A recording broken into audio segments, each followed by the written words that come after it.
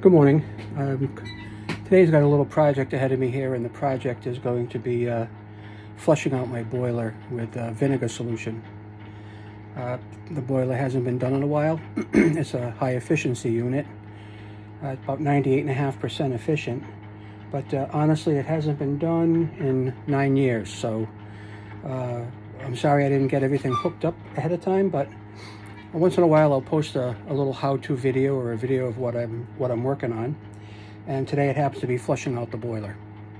It certainly can't hurt.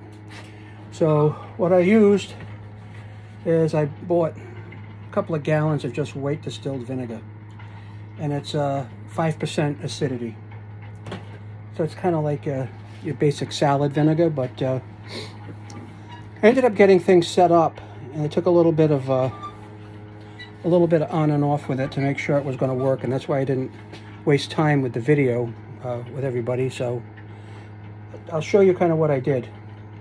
I've got a pump and a bucket down here, and I don't have the typical shutoffs that you would find under the average water heater or boiler under here, and I'm really not sure why I don't have them. But over here I have an inlet that I'm plugged into, and the valve is open, and that's one of my pumping. This is my output source into the bucket, and the reason I'm using this is because these valves are powered off, so we know that they're shut, so the water will only come up so far and then escape out this hose and go down into my bucket.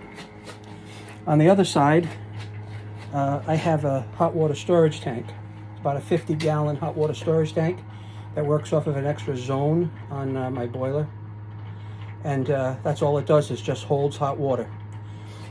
This particular zone here on the boiler is actually what senses that it needs hot water temperature. It will circulate it right around through here, down and out, up and out, and that's how the water stays recharged and hot. So you could almost say that it's like an instant on hot water heater, but it's really not. What I have here is I have a slant fin boiler, and it's powered off obviously because you don't want this on. It's actually been powered off for a couple of hours, so I could let it cool off before I attempted to do this.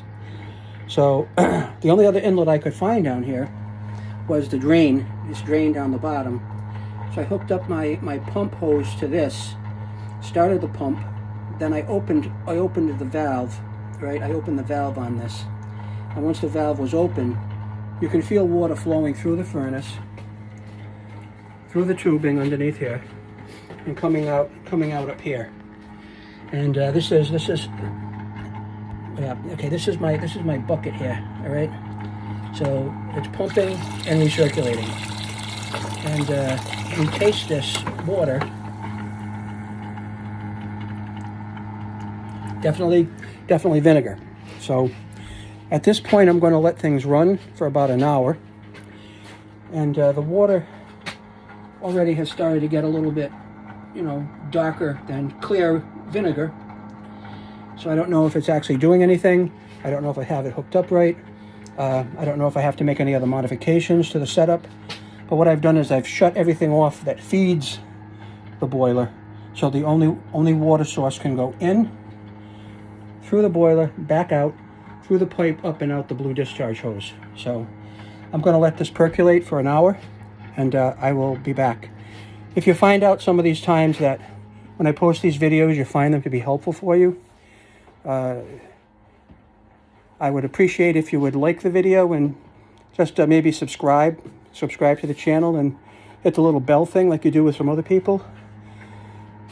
The only reason I say that is because I'm going to retire in a couple of months, and I'm looking to make a couple of extra little bit of gas money off of YouTube, if that's at all possible. So thank you, and I will check back with you later. Bye.